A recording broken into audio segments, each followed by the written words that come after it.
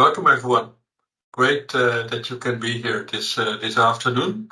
I don't know whether there's one person from Monis, I think, that also signed up. So it's the middle of the night. So it's great that you can be here. This is a seminar that is organized by the Foundation for Auditing Research. But today there's actually two people that are doing research with the FAR, and they are going to shine today. And it is Simon Dekeyser and Eddy Cardinaels. And Simon Dekeyser is he is a assistant professor at the University of Leuven, and he's working hard on doing excellent research. And his work has been published already in the top journals, the really top journals, I mean. So that's a great achievement at this stage of his career. And Eddy Cardinaels, who of course published a lot already in the top journals. So we have two top people, presenting here today, and they are discussing an issue, a topic that is of interest to us all who are interested in how organizations work, and particularly here how audit firms work, with differing teams, different partners in charge, and the working of that. And Eddy and Simon are going to enlighten our lack of knowledge, I would say, and they're going to fill this up with more knowledge on this topic, of which we hear a lot, but there's so little systematic evidence. And I'm very happy that Simon and Eddy actually wrote that up and did research into that. So I'm very curious to learn from them today. So Eddy and Simon, the floor is yours. Okay, thank you, Jan. So we'll do both. Me and Eddy will both talk during this presentation. I will do the first part, let's say, of the presentation, and Eddy will do a second part, each focusing on different aspects of our project. So our FAR project deals with the allocation of human capital, of workloads of human capital across clients within audit offices. We also have a PhD student who is involved in this project. That's Kara Zhang. I noticed she was also here in this masterclass, so maybe if we have very difficult questions, maybe she can help us. If you have any questions, during the presentation, you can interrupt or ask them in the chat. I have two screens, so I have one eye on the chat, but also Jan was gracious to assist if there are any questions that I'll be missing. So what is our project about? Really, it's about how audit partners or how senior managers are assigned to clients. We believe this is quite an important topic, right? Theoretically, you would assign partners to clients in such a way that it maximizes the audit quality throughout the firm, that it also reduces or minimizes the audit risks throughout the entire firm. But of course, then reality kicks in, and there are all kinds of constraints coming into place. There are also personal incentives from, for instance, audit partners that could have to do with work-life balance, that could have to do with some career incentives, wishes to specialize in certain industries. Could also have to do with maybe financial incentives to the extent that having certain clients affects your compensation in the short term or in the long term. So there are all these kinds of incentives, all these kinds of actors that are going on that could influence this allocation process, which could mean that we end up with some mismatches, with a deviation from the whatever theoretic ideal situation that we have, and that that might result in a process that is not really easy to manage. As Jan said, I'm also a researcher, so there's a growing research stream that looks at the effect of audit partners on all kinds of audit outcomes. I think the most important one is probably audit quality, where we actually try to establish what characteristics matter and so forth.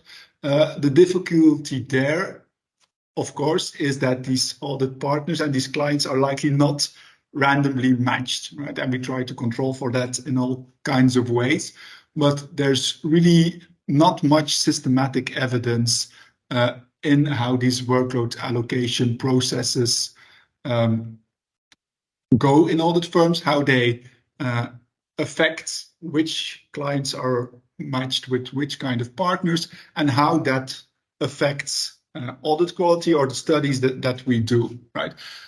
So in this project, we are currently focusing at 3 different studies, which are all work in progress and which are all in different stages of development. I will start by kicking off and explaining the first study, which deals about audit partner gender and workloads, for which we use Belgium data. Why we use Belgium data, I will explain it in a minute. We also do, because there are limitations to the archival studies, which I will point out, to enhance our understanding there, we're also doing interviews with professionals of Dutch audit firms. And as a third study, we're also doing a survey on workload allocation, again, with the help of some Dutch audit firms. And for the third study, we're currently still in the process of gathering all relevant information. So study 3 is very much ongoing, but we're also still working on the other studies. So without further ado, I will introduce our first study that really deals about the role of gender in this workload allocation of audit firms. Now, as I explained before, this allocation of human capital is important, especially if you look at the ones who will be signing off the audit reports, which are in most cases the audit partners. We know from prior literature that females actually earn fee premiums, right? So clients pay more if the partner is a female, but there's also evidence that these females earn fewer prestigious clients.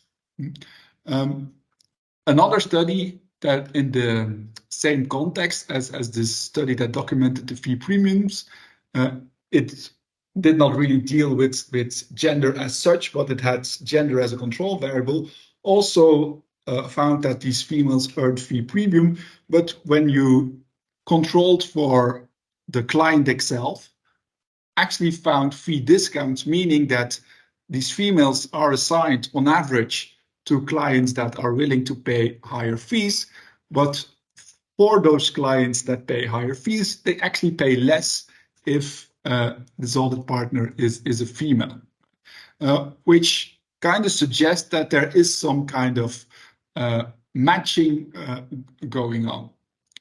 We also have studies that document that. May I ask one question on this? Yes. So does this make sense from an economic point of view, these findings? Is it logical that you have these findings, or is it difficult to explain why this exists in this way? Or is it this matching that actually leads to economics? I don't know. Yes, so I mean, you could have all kinds of, you could say different reasons for this, but it's very hard with the existing archival evidence to really pinpoint at what is the reason for. I would suspect this has to do probably with some kind of matching, that there's some kind of matching going on, that maybe these females are assigned to these more higher paying firms for whatever reason. I don't think we really know the exact reason, at least from the empirical archival studies at the moment, right? So what I think is going on there is some kind of matching that is going on, and it also goes to the audit quality study. So where they found that females have a positive effect on audit quality, but also not for all clients. It really depends on the type of clients. But if you look at the bulk of these studies, it's really hard to disentangle where there's really a causal effect of gender on these outcomes, on fees or on quality, or whether there is indeed some matching going on that really affects, like females are assigned to higher quality, whatever that means, but to higher quality clients as such. So that's really what we're trying to get at in the studies. Are females, do they have a different workload? In the next phase, what I really won't talk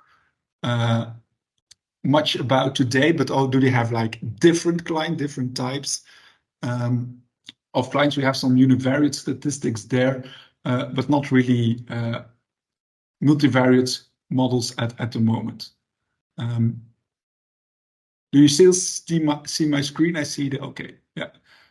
So again, there are some mixed results with gender and audit quality. It seems to be that on average, these female audit partners are associated with clients that have higher audit quality. I think from an academic point of view, how to measure audit quality appropriate is still an ongoing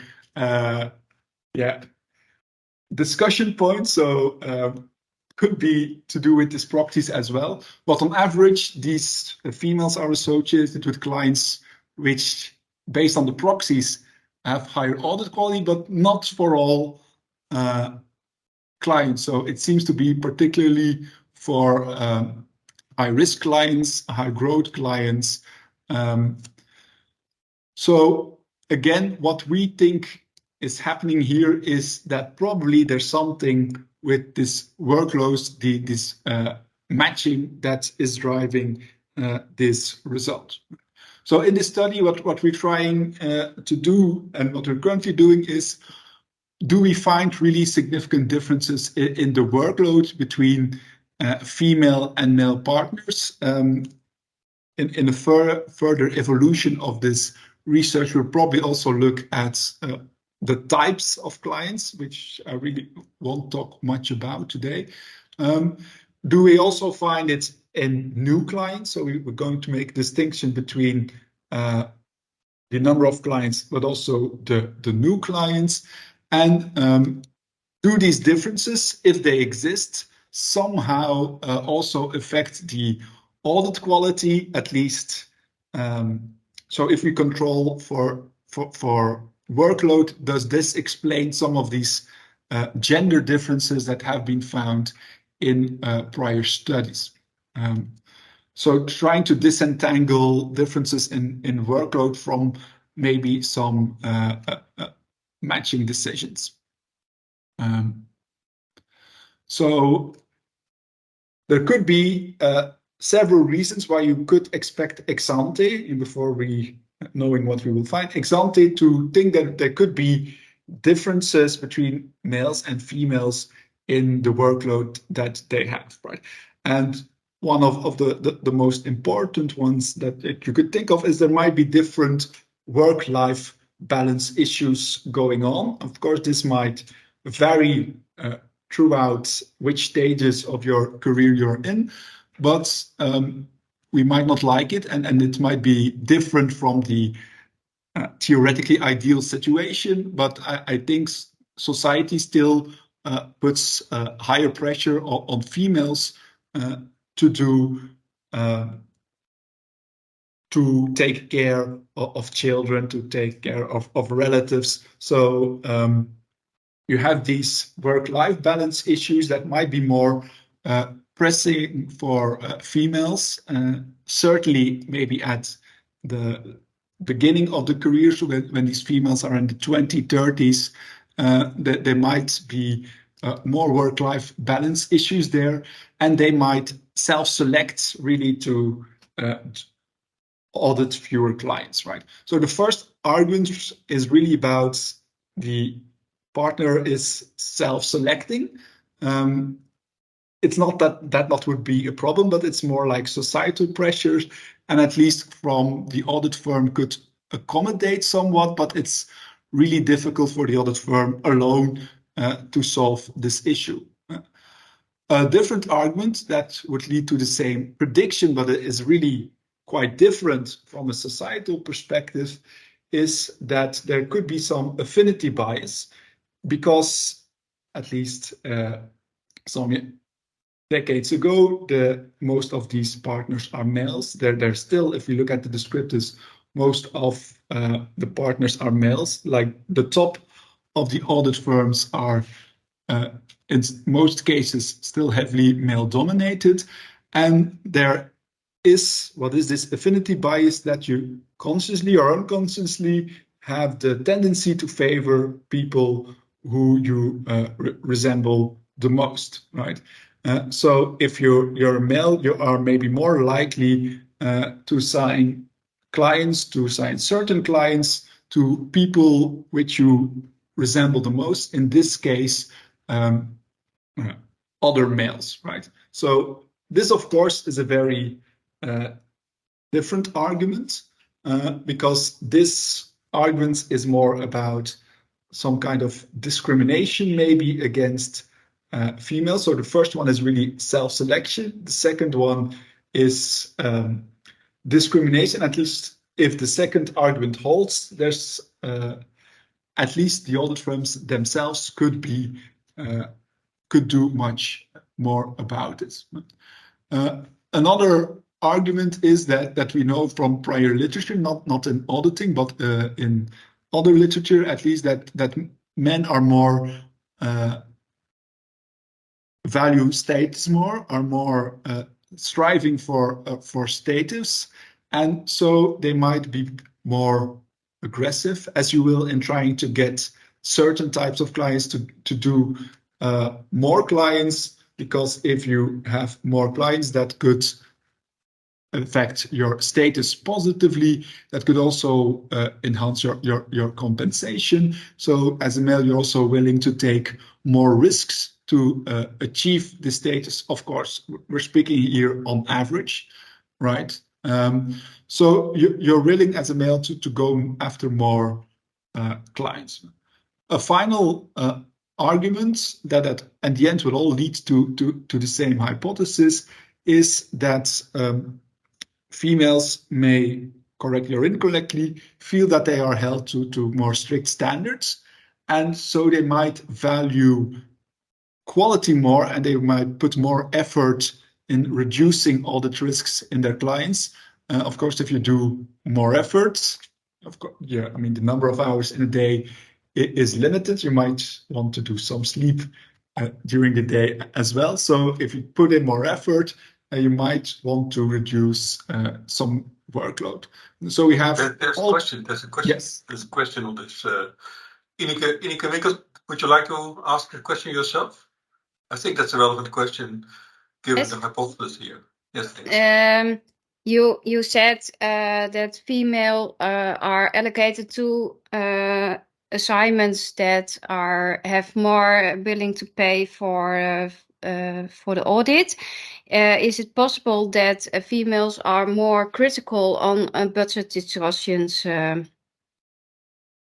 Yes, I think that's very much a possibility based on the existing academic evidence. I can't really disentangle this explanation from others, but we're and I think this study is also archival. We're doing some other studies where Eddy will talk about, which goes where we use interviews, so where we could really maybe delve into that kind of issue. But I think that certainly also an explanation that could explain some of these prior findings.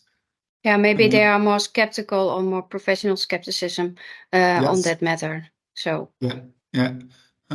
so maybe there's a link with professional skepticism, I believe.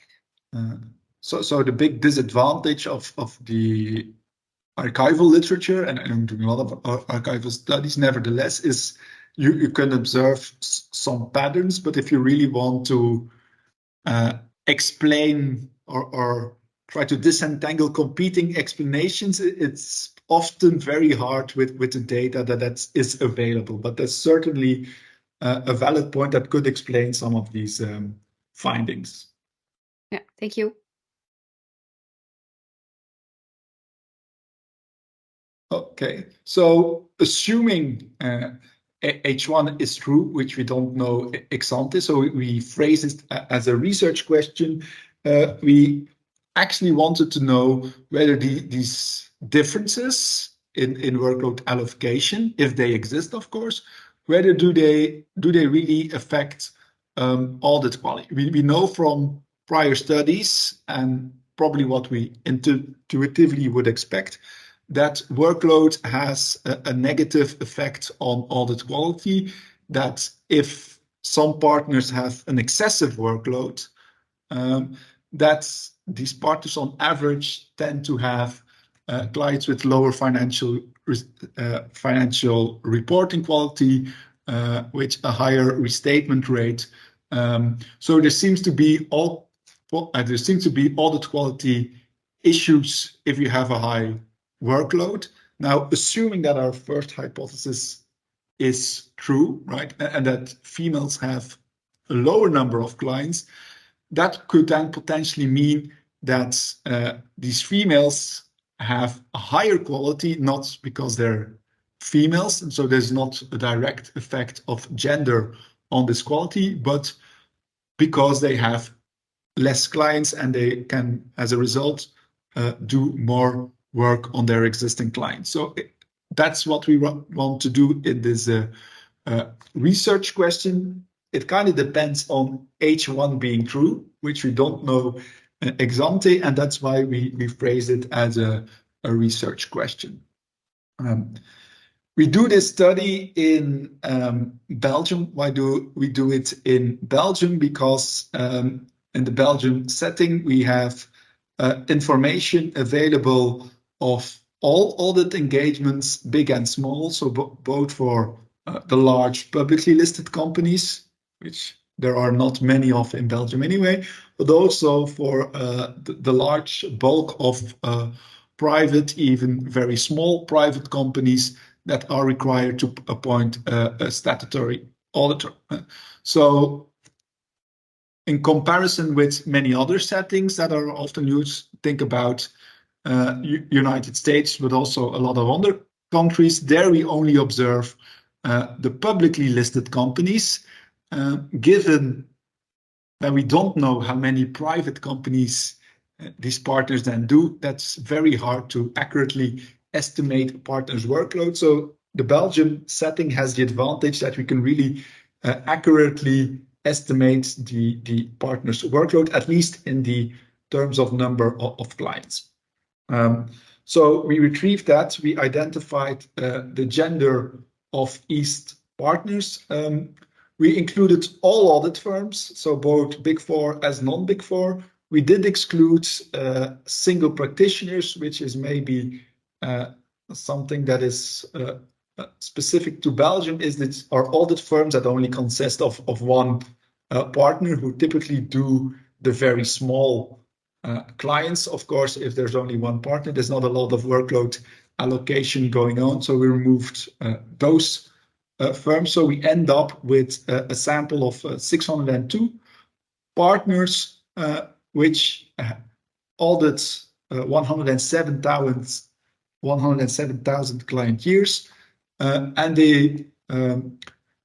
So the 602 partners, we do it for 2030 to 2020, which results in 3,700 partner years observations.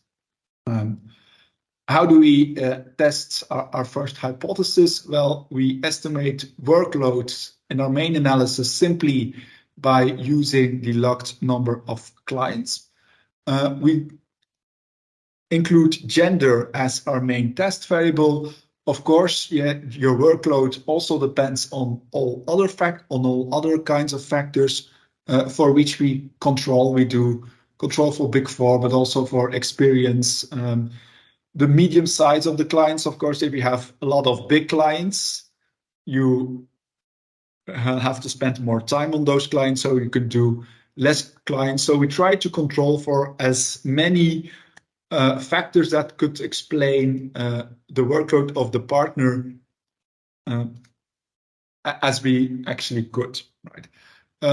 We also do it for the new clients. It's basically a similar model where we only look for the new clients. Why do we do this analysis?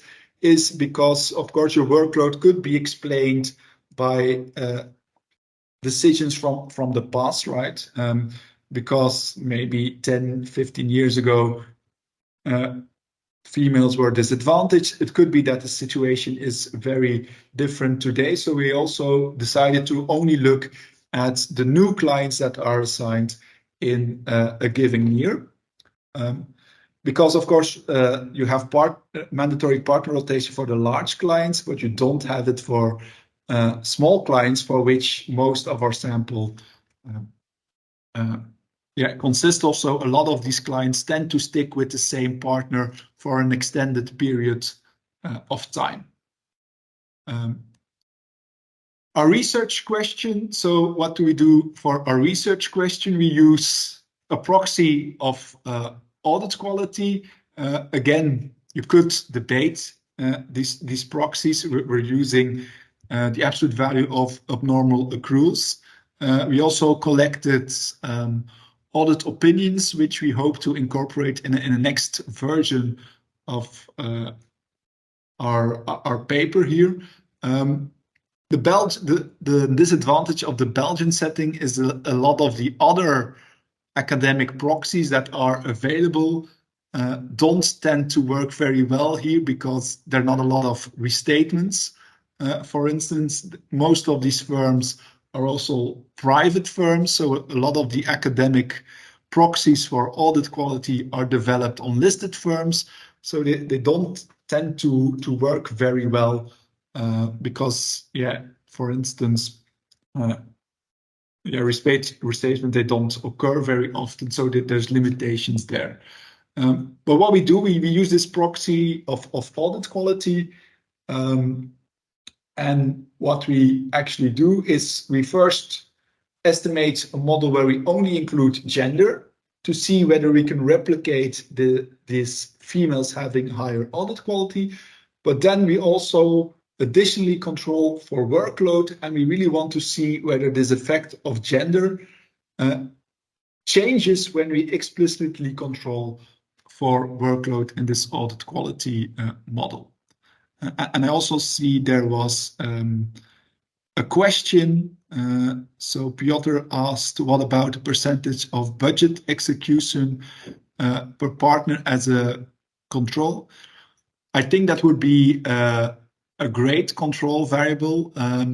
The problem here is from a practical standpoint. I think this requires internal data from the audit firms, which we don't have in this specific setting. Because we use Belgium data, we are really stuck with data that is publicly available. So we don't have this variable easily available for us. So I hope that this kind of answers the question somewhat. So if we are going to the results, just descriptively before we run any of the more advanced models, we find univarically that indeed females tend to have a lower number of clients. But we also find, and I want to highlight this now, and may not be so surprising, but that these female partners have fewer years of experience on average, which could be because, yeah, in the past, audit firms tend to be more male-dominated. So on average, the more senior people in the audit firms are still more likely to be male. I think we kind of see this in this descriptives as well. So yes, these females have a lower number of clients, but they also less experience. So we want to control for experience also in our models. I don't know what happened.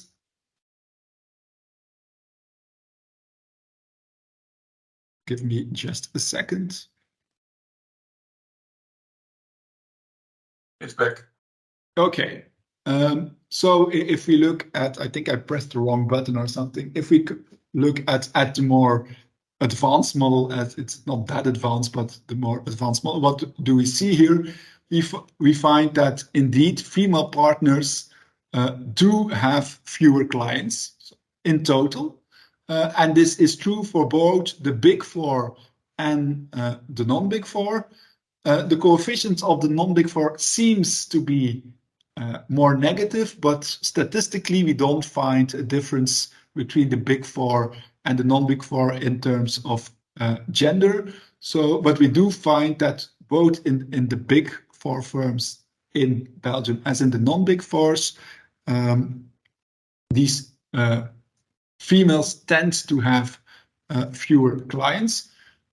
We only look here at the There's a question on this point. Okay. On this point, yeah, sorry, Anne, you can ask your question if you like.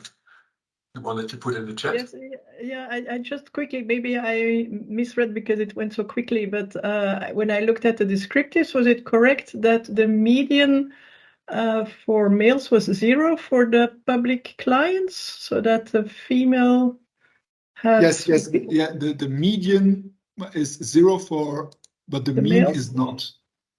No, Right. the mean is So- not, but the median so- was 0 for the males, but not for. Yeah, it was also for so I Yes, looked too that's for quickly. both. Yes. But it's But okay. this, Yeah, there, but there still, are not that. Yeah. Okay, no, I was too quickly. So sorry.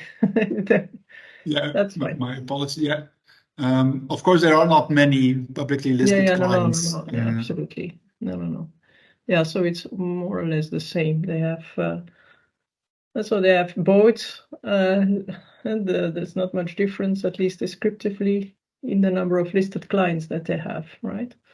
No, but we do find, and I didn't mention this, but that the clients of the female partners seem to be, it's only a p-value of 10%, but they seem to be slightly larger on average. So we don't find it based on publicly listed, but on average, the size of these clients of females seems to be slightly higher. And that's why if we go to this model, here we only use the number of clients. We also did some additional analysis where we control for the size of the clients by weighting the number of clients with their assets, and also there we find a similar finding. Interestingly, if we weigh the workload based on total fees, we don't find it. Now, we think that this is because of this fee premium, that these females earn a higher fee for the same client. So if you then, of course, the fewer clients, but you earn a higher fee, then this difference becomes insignificant. But I think it's something that we need to delve into a bit more, because I think this is quite an interesting finding. If you just look at the total fees that are generated, we don't find that, or at least in this model, significant differences. We do the same for the number of new clients. So because, as I said, a lot of these clients in the Belgian setting do not have mandatory partner rotation. So we see that especially the small ones tend to have the same partner for an extended period of time. And so whatever workload we observe could be driven by factors that in fact affected workload allocation many years ago. So we decided to also look at new clients.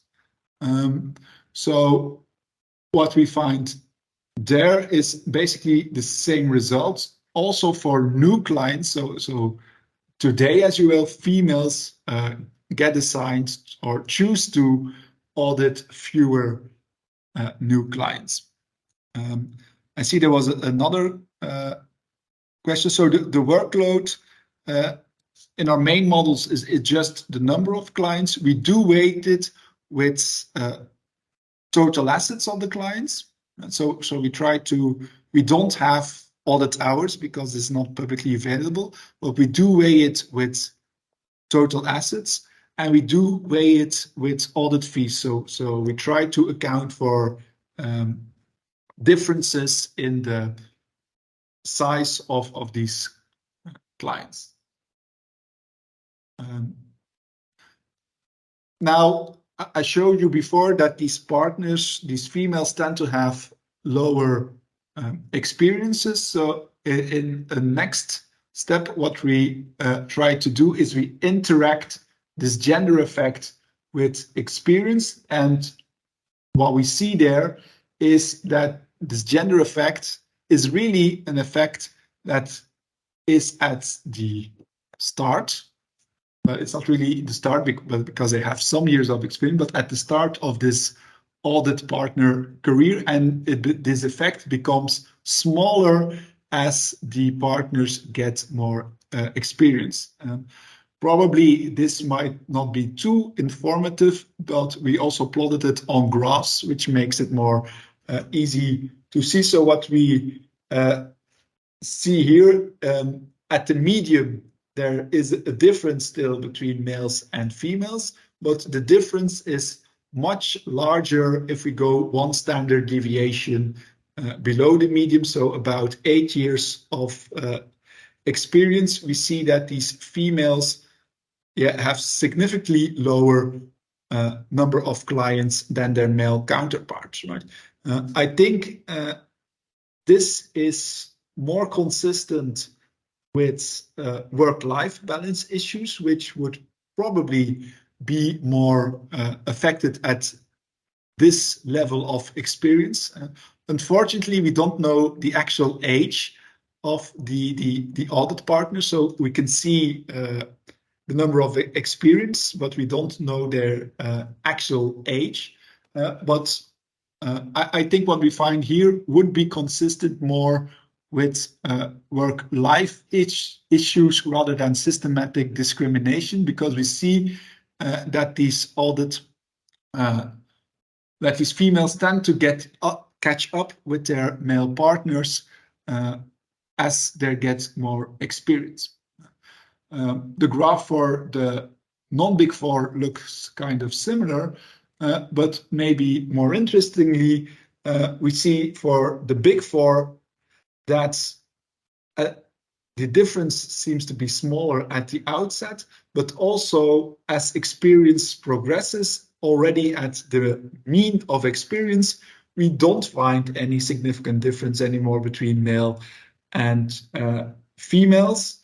And if we go to the higher end of this experience, there we find actually a higher workload for females and males.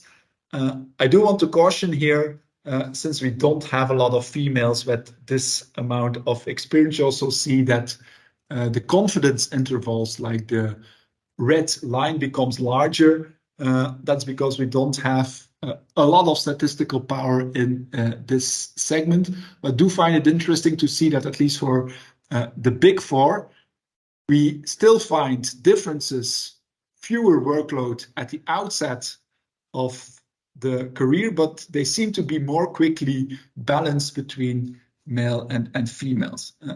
Simon has a question yes. on this experience. How did you measure experience? Is that the number of clients, or is that the number of years? No. So how do we measure experience? Is we do know when the audit partner took their oath at the Institute of Registered Accountants. So when they completed their education, so to speak. So we do know from what date they were allowed to sign off on audit reports. So we use this date to determine their level of experience. Of course, so we don't know the age. So then it again depends on how many years it takes to get this license, which could also vary between parties. So we don't observe really that, but and by consequence, we don't observe their age as well. Yes, I think I think the maternity leave and the part-time factors are very relevant here. We can't control for that in our setting because, again, it requires internal data from the audit firms itself. But both things that are mentioned here, maternity leave, these part-time factors, are aspects that have to do with these work-life balances, right? So to the extent that females take on more maternity leave, this has to do with this work-life balance issues that seem to affect females more than males. So I really would like to have data on that. Currently, we don't have it. In an ideal world, we would have it because then we could really pinpoint that it has to do with these work-life balance issues.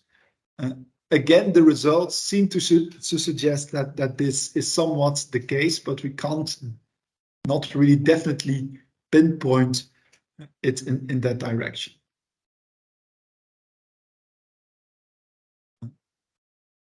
This is again the same results maybe, but in the interest of time, I will maybe skip to the audit quality model. So what we do here is we do abnormal accruals for the non-academics in the rules. If abnormal accruals are higher, we expect audit quality to be lower on average. So you have to, in your head, flip the sign that we find here. So what we first do is trying to replicate existing studies, and there we find if a partner has a higher workload on average, the audit quality of his clients is lower. So again, you have to switch the sign in your head. The audit quality is lower if the partner has a higher quality, which is consistent with prior studies. This is not our main interest. We're more interested in what we find here.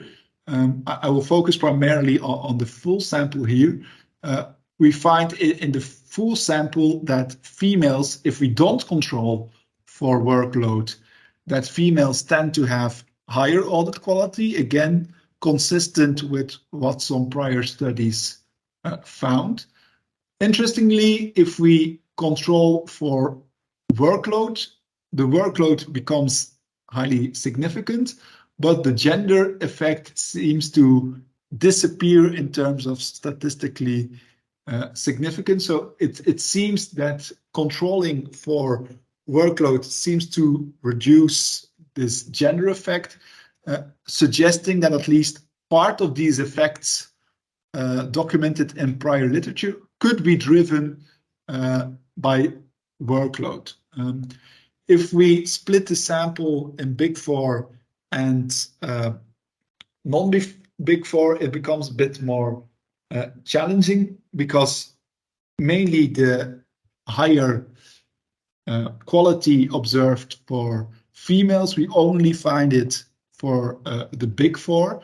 and we still find it after we control for workload. The effect is slightly smaller. The statistical significance is also a bit smaller, but we don't really find the same effect as we have it in the full sample. This is still something to work on and to disentangle further what is going on here.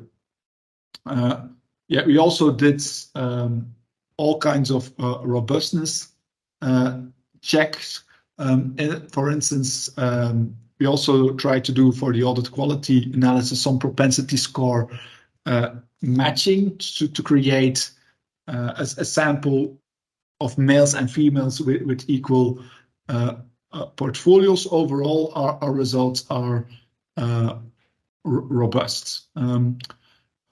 So what we try to do in this study is really contribute to the ongoing debate as to why females have a different effect on audit quality, to also try to contribute to the literature to see whether these effects on females are driven by workload and whether this workload is driven by females self-selecting to do fewer clients, for instance, because they have a child, they take up maternity leave, they work more part-time, so more of societal pressure that the firm itself might not fully control, or whether it's more driven by discrimination, that females are assigned to fewer, less prestigious clients, which would be something that's more in the control of the audit firms, and they could do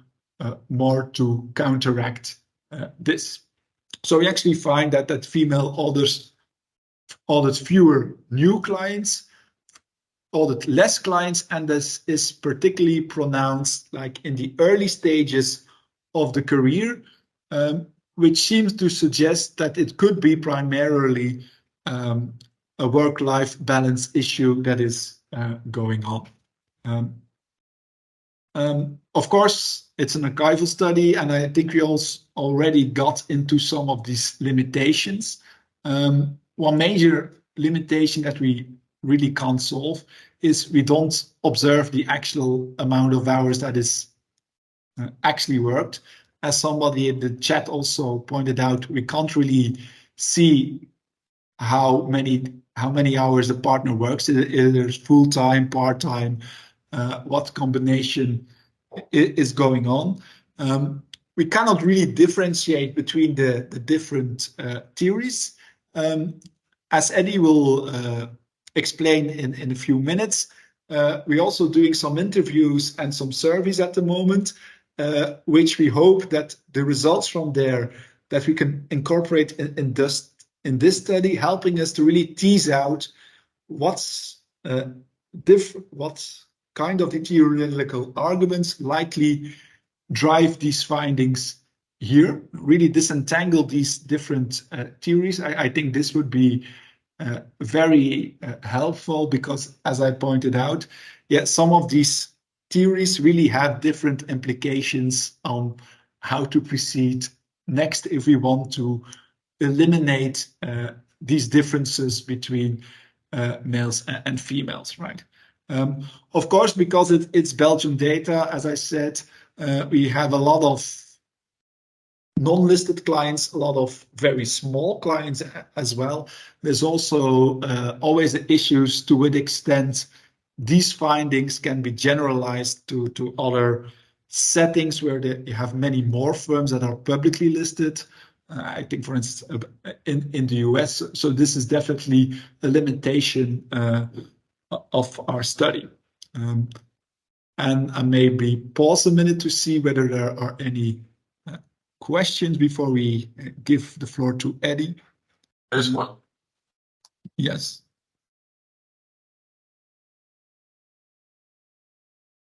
Chris, go ahead. Oh, hi. Thanks. It's first thing in the morning here, so my voice is rough. But my question was about, so like measuring workload by number of clients, as you've acknowledged, it's kind of a coarse way to do that because you don't know how much workload any particular client demands. Something that I've come across in having conversations with partners is that some clients are just very messy, very, very, very messy, not necessarily because of risk factors. They're just their internal controls have problems. I don't know about the reporting requirements, if there are any about internal controls that might give you a clue. I think you're kind of capturing this a bit with like new clients are perhaps messier. Actually, that's not true. That's not necessarily true. You might just be new to a well-established client, but anything like that. Yeah. Do you have any commentary? I don't know what your reactions might be. Yeah, I think what you're saying is very valid. Based on what we can observe, again, might be difficult to really get to that. Of course, to the extent that this messiness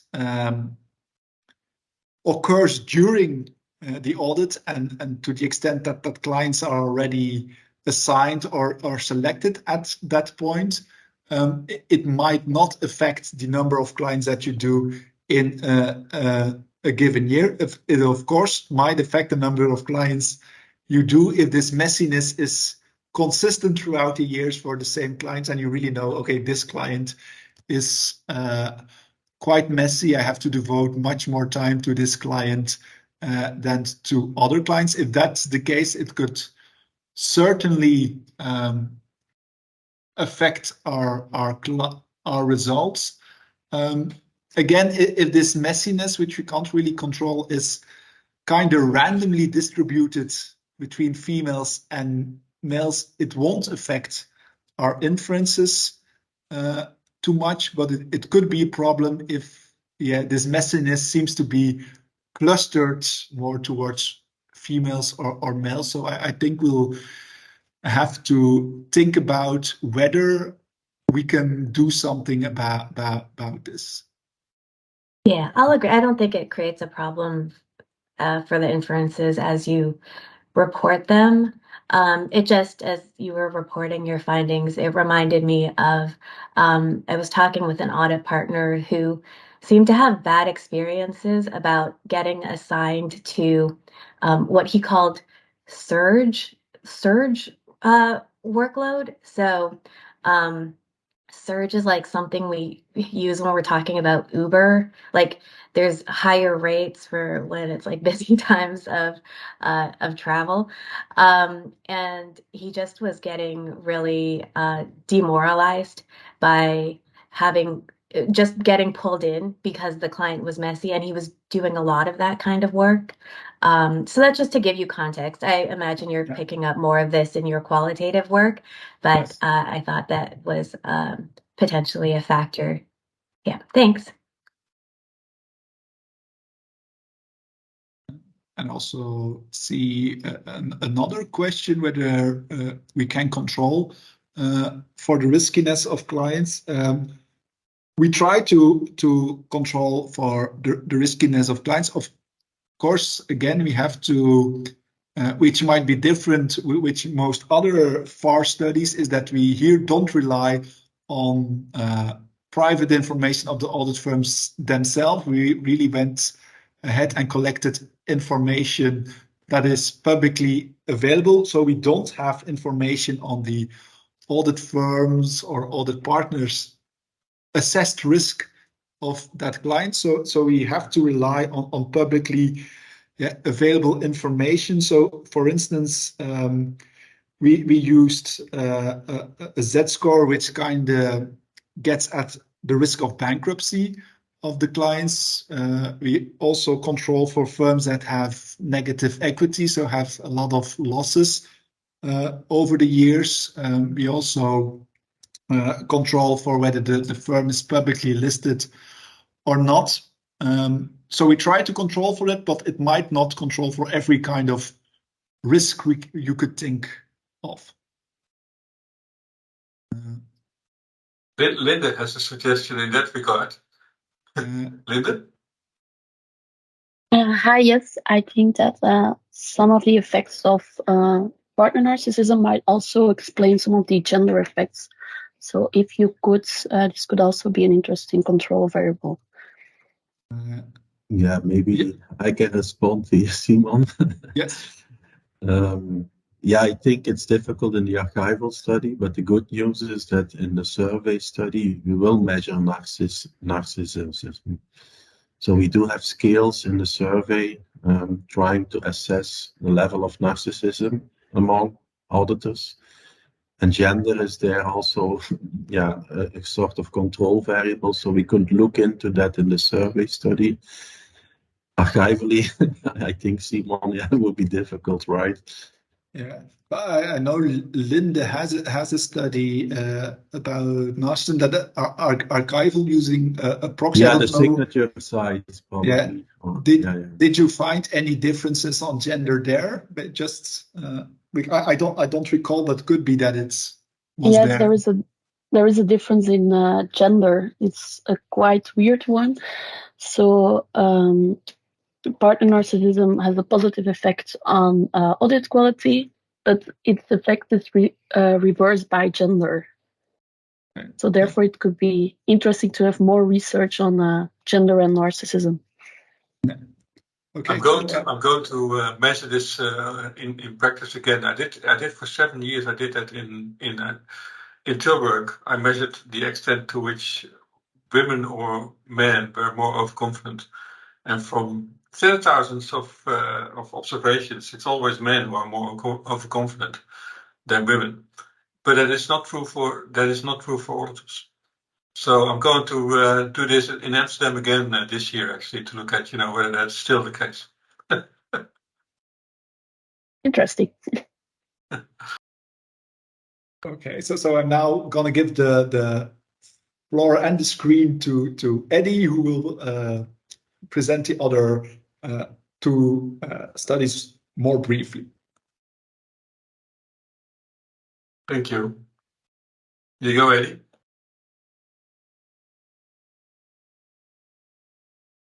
Can you see my sheets now? Yeah, but it's not a presentation mode. It is still I'm going to. I'm fine with it, but it's just yeah. Now it's presentation mode, right? It is. Thank you. Yeah. Okay.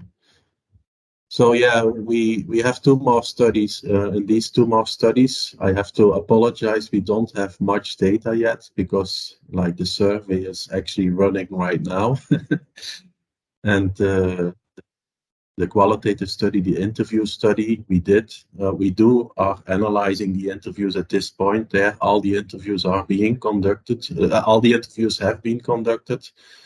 And we are now in the analysis phase. So what we are going to present here is a little bit ongoing. And so it's the first time that I do this, like where we don't have data yet to really dig deep in this. But I think it's relevant because we can use some of these insights that we capture in the interview and also the survey to explain some of the results we observed in study 1. Like Simon already said.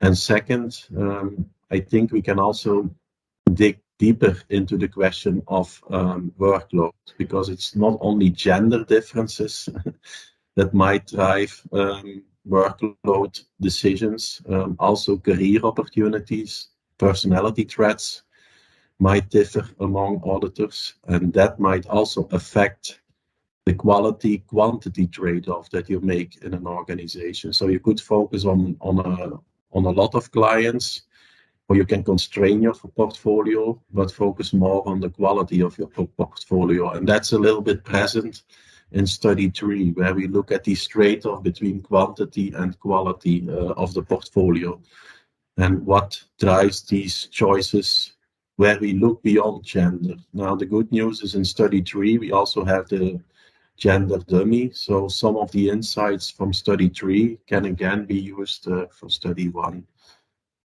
So what do we do in study 2? Well, in study 2, we actually started to do semi-structured interviews. I have to emphasize semi-structured because we had a list of questions which we wanted to cover, but along within the interview, if we saw that certain issues were important, well, we dig deeper into issues that were named by the audit partners. We focus on audit partners of Big Four and non-Big Four, and what decisions drive their workload, what influence do they have on their workload, and what are the consequences of their workload for the decisions they make. It's important to say that next to audit partners, we also had partners really responsible for the planning phase, so more at central level of the firm. So I think most of them were practicing partners, but 5 to 6 of them were also really responsible for planning and could also give the audit office perspective of allocation, workload allocation. Most interviews have been transcribed, and we are in the process of analyzing the interviews. And one quote that I wanted to highlight here was one of the interviewees said, well, managing workload has become more and more important over the years. I think one factor that drives this quote was also, we talked about quality quantity trade-off in the past, 10, 15 years ago, and that was really admitted by the auditors. Quantity was important. The bigger your portfolio, the higher chance for promotion. These days, promotion also depends on well, not only the size of the portfolio, but also what aspects, what quality can you deliver on these clients? How much risk do you take up on? And firms are trying to monitor, and audit firms are also saying, like, yeah, there must be certain limits on what a human can do in terms of audit clients, and we will also monitor that more carefully. So that's some of the things that came back. So that's one that explains this quote also, like managing workload is much more important these days than in the past, given that we also have to worry about the audit quality. We have some research questions that we wanted to tackle. What factors do audit firms consider in this allocation process? How much influence does partners have on this workload allocation process? What are the motivations, incentives that drive them to influence the process? What are the demands or preferences of clients for these engagement partners? So certain questions, but along with these questions, my sheets are not moving. I don't know what happened here. There, then again.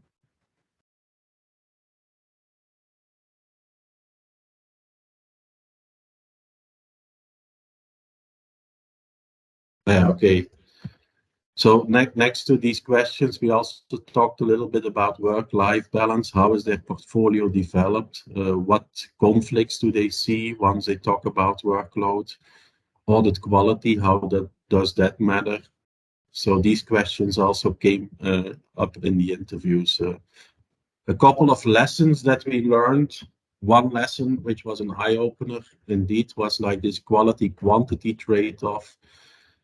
Firms are much more busy with that these days. The last couple of years, especially the more senior auditors, really had a big overview of what happened in the firm the last 20 years.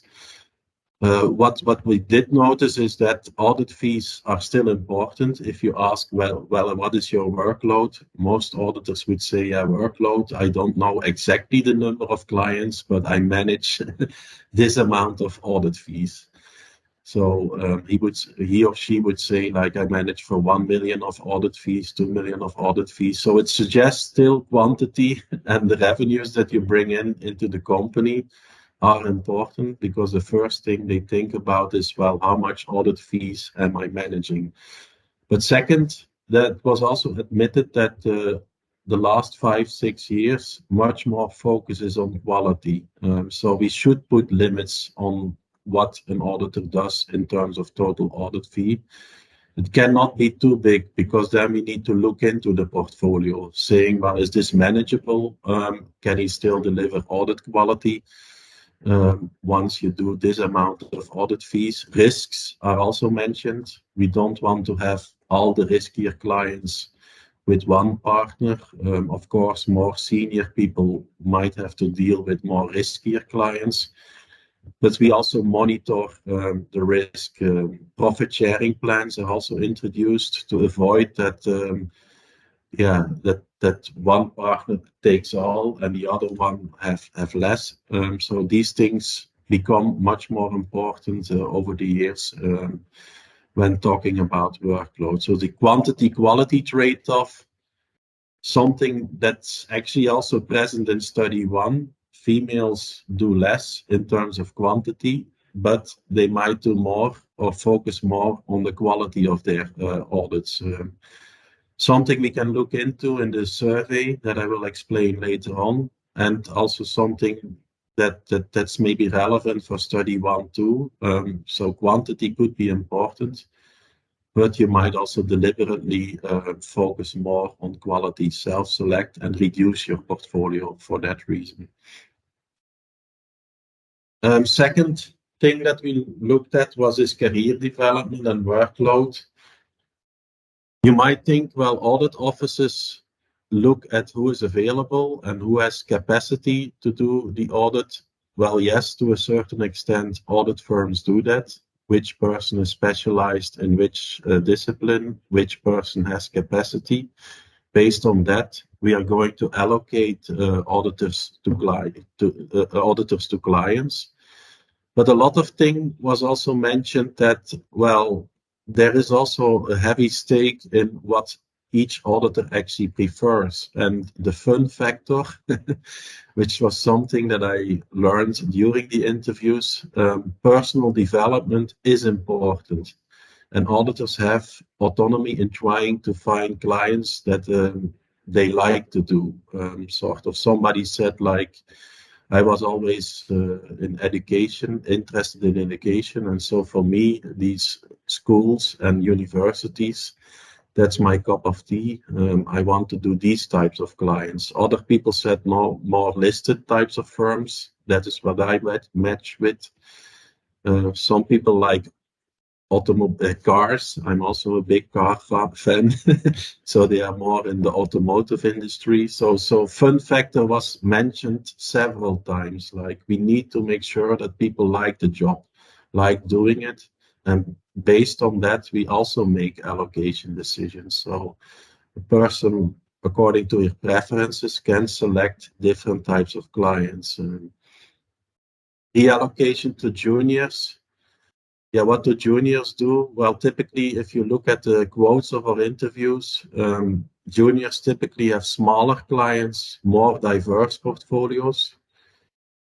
To discover what their fun factor is actually. So in the beginning, they do a broader set of clients in different kinds of sectors, but more specialization at manager level. There, it's really like you have to specialize, get industry expertise, the more you actually grow into the organization. So this diversity in the beginning, more specialization at higher levels, also fit with the idea at a certain point of time, you need to make promotion. And you really need to say, well, this is where I stand for as an auditor. I'm actually good in this type of sector. This is my specialization.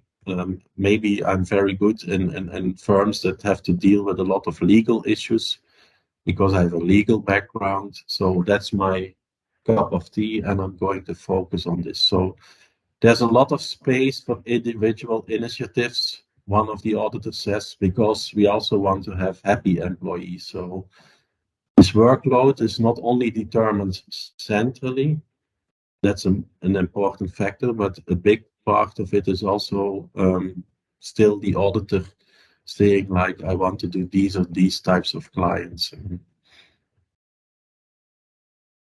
I think that's a question. That's a question that Chris wants to ask a question. Chris? It accidentally became 3 questions, so just if you need to limit, please go ahead and do so. I wondered if either at the office level or among individual partners, if they talked about any efforts that are kind of like quality control systems at the firm, to make sure that there's no partner that is so financially dependent on their important client that might compromise their independence. And if in their discussions, if they revealed any like worries about losing their important clients. Yeah, it's nice that you mentioned this, because in one firm, and I'm not going to name the firm, they even have a balanced scorecard on partner level. What does this balanced scorecard do? It measures different aspects of the job, like how many clients, how many revenues, but also the risk that is attached to your portfolio, type of clients you do, the number of additional services that you provide to the audit firm in terms of learning and opportunities. But that was an eye-opener to me, a balanced scorecard. I know it on business unit level. In this case, it was a balanced scorecard on audit partner level, in which indeed they try to see, well, look, this portfolio is getting bigger. The type of risk is actually to a manageable level, or comes to a level that is maybe riskier. And so we need to talk with the auditor. Often these scorecards were distributed then also to the audit partner. And people went into a discussion like, yeah, we see certain signals, what is behind this? And so that led here and there to changes, or also explanations like, okay, yes, we can still continue. There's not much risk at this point of time, but it was nice to see that existed even. Even this was more at the Big Four. The non-Big Four also have these quality controls in place in their annual review with their more senior colleague, or in discussions with other partners. You would also see this thing, more quality controls being implemented. I don't know whether that answers a bit of your question. Yeah, I was just thinking along the lines of your contribution, because I think an important contribution of your work is to this. It's a global effort now, right? To have standards on quality control systems at the firms. And so these insights, I think, could be very important to those efforts. Thank you. Yeah, we do see that it is happening much more. And it was really also like an evolution. 10 to 15 years ago, it was quite still quantity oriented. Now it's much more also these quality controls are in place, and people are also give responsibility to the audit firm, saying like, yeah, here I deviate, but there are reasons for me to deviate at this certain point of time. So and annual reviews, scorecards are kept to monitor whether the portfolio is still workable. Another lesson is these allocation conflicts. The downside of the sector is, even though you want to limit the portfolio, there might still not be enough auditors, and that's really a constraint these days. The firms struggle with finding new people that want to do the job, have to look at outside accounting to hire different kinds of expertise. And there are sometimes constraints, and then you have to deal with these constraints. And even sometimes they have to outsource certain clients to either firms, independent auditors that are hired by the audit firm, or even to smaller audits that go to even other countries that help them with the basic audits. So these constraints happen. Work-life balance is also interesting, and here we see that maybe what is in study 1, that females do less than males. Yeah, firms are heavily aware of this. They know that females, they want to close this gap because the top is still male dominated. They are really focusing on these diversity programs. But there is still a large gender gap. And one of the interviews also said it's not easy to solve because you do have these busy periods. We often can, like the new generation, even if it's male or female, they want to have work is less of a priority. But still, it's hard to accommodate some of these requests, like a 4-day working week, or I want to have Wednesday off to watch the children. Well, firms try to encourage that, also try to accommodate that. But still, then you have these busy periods where you are somehow still have these long office days. Clients are demanding. At a certain point of time, the client has an urgent issue on Wednesday. It's hard to say, yeah, I'm not dealing with that issue because it's my day off. So work-life balance is not easy to maintain, especially given the in the workload during the year. So reports of firms need to be signed. There are busy periods, and in these busy periods, this work-life balance idea is hard to maintain. And what you also saw was one of the interviews also said, yeah, some people leave, and yeah, people leaving.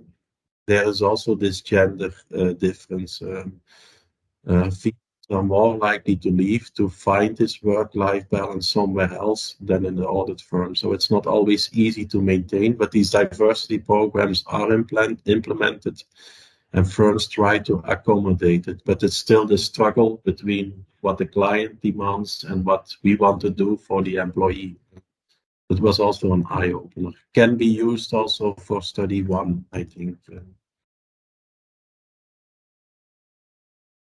So this is a little bit where we are with the interviews. I don't know whether there are questions here on this point.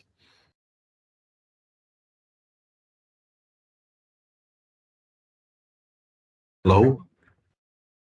Not anymore. Okay, then I will continue with study 3. In study 3, we also look at this bargaining power, because one of the elements that we discovered in the interview is that this fun factor, this personal development, also people having to make a certain career need to be matched at a certain point of time to different kinds of clients. So for promotion purposes, you need to maybe develop your portfolio in a certain direction. So auditors do have a lot of influence on their workload allocation process. So they might negotiate with a senior partner saying like, yeah, for my promotion, I really want to emphasize in this sector. And so workload can be influenced by individual auditors. So you would expect maybe that audit firms should have a big stake in the allocation process. Well, they do to a certain extent. They monitor what everybody is doing and how much capacity there is available. Also in their new hiring decisions, if capacity is constrained, we have to hire new people. But in reality, auditors also have some bargaining power. And this is also comes in the interviews. My clients are something that I gradually developed over the years. And by the time you start becoming a manager, you really have to specialize. So this is something that one of the interviewees said. So matching is important, but also the trend becomes more prominent to try to influence what you like to do or what you need in order to get promotion. Sort of people try to speak with their upper level manager. Like for my career at this point of time, it might be beneficial if I do these and these types of assignments. It's more than a title change. Somebody says the transition to a manager in audit firms, you also comes with a level of autonomy. And this is why we think that auditors can influence their allocation. So in theory, it's the audit firm, but as auditors in the audit firm attain enough knowledge and expertise, they can possess the ability to actually start to negotiate with the firm about what they want to achieve for their future career. And so auditors would have an influence. Eddy? There's a question by Tibber that has to do with workload versus the due care obligation. So Tibber, the floor is yours. Yeah, thank you, Jan. So basically the idea I was walking around with, right, is auditors have a due care obligation. That means that once a client is accepted, they cannot kind of ditch that client all of a sudden, right? They have a huge societal obligation, not only to the client, but also to the stakeholders. Nevertheless, right, I think high turnover and staffing shortage was a key in your presentation, also that of Simon. So is that something that comes back, right? That even though firms try to manage the high workload, it might be unavoidable, right? Because if we've taken on a certain client, we have the obligation to audit that until the end, or Yeah, that came back actually, literally in these busy periods. Like, we cannot expect you to then stay at home for 1 day. So you have to be available. Sometimes you hear these kind of issues that indeed we depend on our client. We have to make sure that we deliver the service, and the client is putting pressure on us. And so then the idea of work-life balance was definitely at stake at these moments of time. Of course, you then try to look for ways on how we can deal with these kind of constraints, extra people, but that's not always easy. Independent auditors that help at a certain point of time, looking at external capacity in these busy periods to still try to manage this work-life balance, but it's a struggle point still. And I think this is also very typical and therefore very unique to study within auditing, right? Because I think with consulting engagement, you can then say okay, then we only do this scope and leave out that. But if you have a mandatory legally scope of, okay, well, you need to cover like everything, make sure it's not materially wrong, there are no material frauds, etc. I think that's a very thorny issue. Yeah, that was one issue. The other issue, of course, is like you think you start with an easy client, which has everything in terms of internal controls well managed. But then after investigation, you realize like, damn, internal controls are not on par. There are a lot of issues with this client, and suddenly the budget that we have for this client is totally insufficient. But still, due to due diligence, you have to make sure that you deliver. And there, then it's also being a big issue. Then the workload that you initially agreed upon really becomes difficult, not only for the partner, but for the whole team. And this was also sometimes a struggle point. Internal controls that were not always on par, and then really big problems in workload management. Very interesting. It's thank you. We have 7 more minutes. Eddy, seven more minutes. Just that you know. Yeah, I know. Okay. Yeah, due to the shortage, there is sort of this conflict, and we think that bargaining power plays a role. I think this is somewhat, the overarching sheet, so we might conclude with the sheet. What are we planning to do with the survey? Actually, 3 things. First of all, like, what drives audit performance? So in the survey, we do have this quality-quantity trade-off. How do people select their portfolio? Do they focus on quantity? Do they focus on quality? And which people use their bargaining power to focus more on quantity relative to quality, or the opposite way? So to what extent do people use their bargaining power to develop their portfolios? And portfolios can be developed in different ways, either quantity oriented or quality oriented. And we will look at personal threats of these auditors too, like narcissism that was mentioned in one of the questions.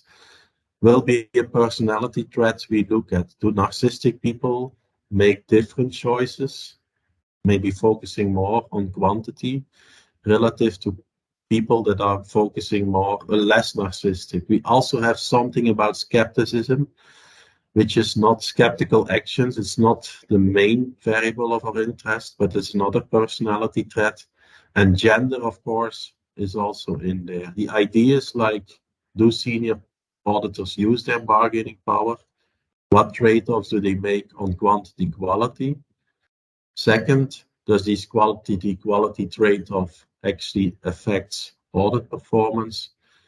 And third, what personality traits drive their choices? And that's really crucial, I think, here. If you are at a certain point of your career stage, maybe you might be sacrificing quality and maybe focus more on quantity or personality traits, the big five personality traits we have, but also narcissism, grandiose narcissism. These two traits, well, do they matter in using bargaining power? And second, do they matter in the type of portfolio that you develop, and does it affect audit performance? So these are the questions we want to tackle with the survey, because we saw in the interviews that this balance between quality, quantity is quite important. And how does that matter for portfolio development? I think I can leave it here, Jan, for a couple of questions still.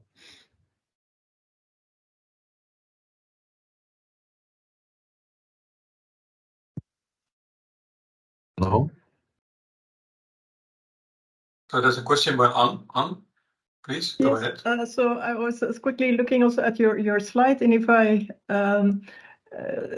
believe for quantity you look at fees, but I was wondering, couldn't this also be part of the quality, in the sense that if you're an auditor and you want to do the right thing, then in your bargaining you can also say, look, I only want clients who are willing to pay the fee that is needed for a quality audit. Yeah, I agree. So yeah, we try to capture different kinds of things, like working hours per week, total audit fees. And I agree, audit fees, if you really want to do high quality, it might need a certain level of audit fees, and you should not accept engagements for which you have too little budget. Something I think we can look into once we have enough sample size.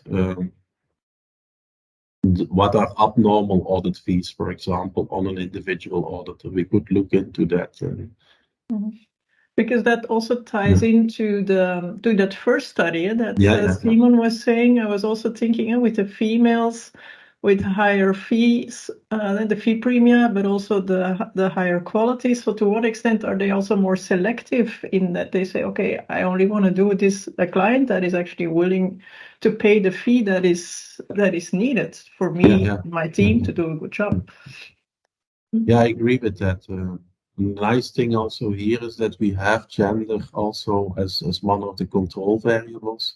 And to which we can see, well, indeed, they might restrict the number of clients, but they might make sure that there is enough budget to do the audit quite well.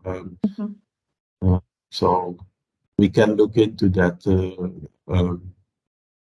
The idea is to collect a big sample of individuals filling this out. Then we can also look into, like, depending on their, we can also maybe estimate some of these outliers and see what effect they have on audit performance. Yeah, but it's super interesting. I think you have, it's really very, very interesting, very rich. Yeah, we can't tell much yet about the results because the data is being collected, but also these personality traits, that's really nice too, that you can look into that and the different trade-offs that people make in their portfolio.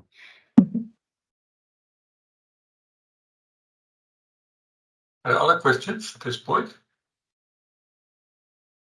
Kipper, you have another question? It's more of a comment, right? And Okay.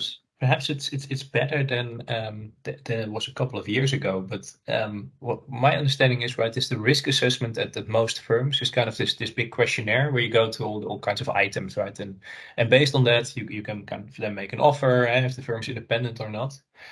I think those questionnaires, to my knowledge, and perhaps it's different, but it's not really evidence-based, right? It's more kind of best practices that firm developed over the years, and therefore I think that assessing the risk of a new audit client is very hard. And that might actually be one of the reasons why a proper functioning audit market, even though it's a highly regulated market, is also very hard. And I think firms can learn a lot from studies like yours, but also some systematic research on what in the end really determines its audit risks. Yeah, that's something that we see in the interviews that firms are struggling with. So what is a risk portfolio?